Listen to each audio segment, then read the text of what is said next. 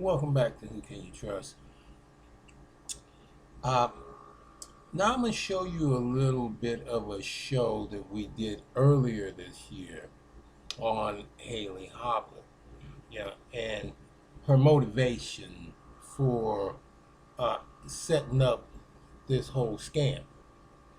So uh, I'd like for you to take a look at it, and of course, see what you think. Yeah, and what you think is actually going on here in Humboldt County, city of Eureka, juvenile court. Her from me, and they treated her with the wrong medication and they burnt my baby. This is the same social worker who had those Photoshop pictures in her hand, who was sitting there talking to me, and I've shown you these before. But I want to show you what the motivation behind this whole situation was about.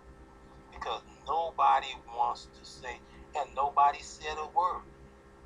Of course, now the judge, God doesn't like ugly, so that's why when she took Melody to the hospital, when they took Melody to the hospital, they didn't know about the gene trait which was passed down to her from me. And they treated her with the wrong medication and they burnt my baby. This is the same social worker who had those Photoshop pictures in her hand. They were sitting there talking to me, and I've shown you these before. But I want to show you what the motivation behind this whole situation was about. Because nobody wants to say, and nobody said a word. Of course, now the judge did say, I have read the report. Well, if she did, she missed a very big item about why all this came about. There you go. You see it right there? Over $20,000 in checks. Okay?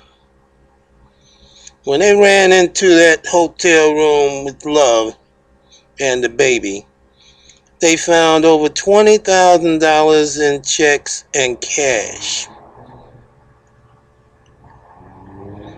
And little Miss Hobbit, yes, that yeah, got on full force. She ran to the cops. The cops suggested, it's in the report, that she call her social worker supervisor, her social worker supervisor at that point, because she had absolutely nothing, no reason to have Love sent to the mental institution or take the baby to the hospital for diaper rash, which it started out as, until she saw that money. Yeah, this seems to be the way of Humboldt County. This is what this is what the little social workers and the lawyers do. Yeah. When they got Love to the mental institution, they forced her to take medication.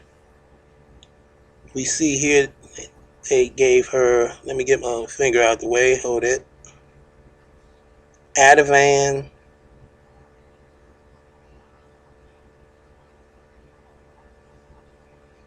Benadryl, and Haldol. Alright? They gave her this for 27 days.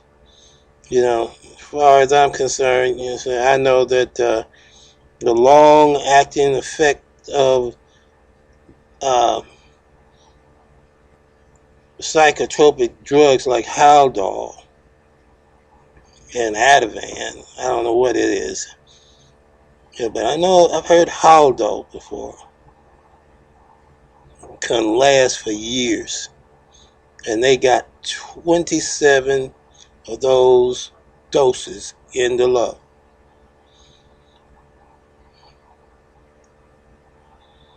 All because of this thing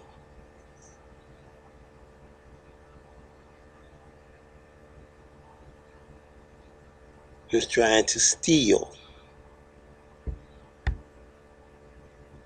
But she first had to go to her social worker and asked her how.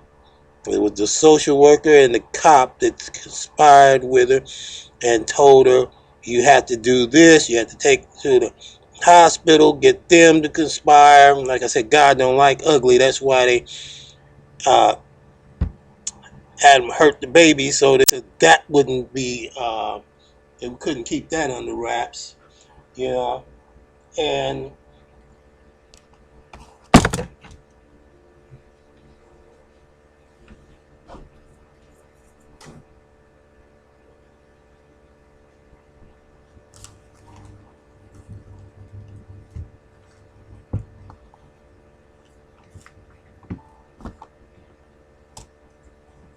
so now we know what the motivation was,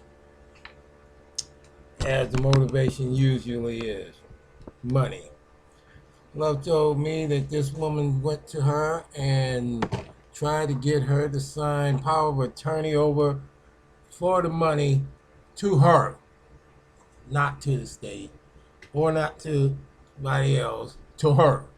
Okay, which she would have became, of course, the guardian ad litem and would have been able to have access to the money here in the state of California.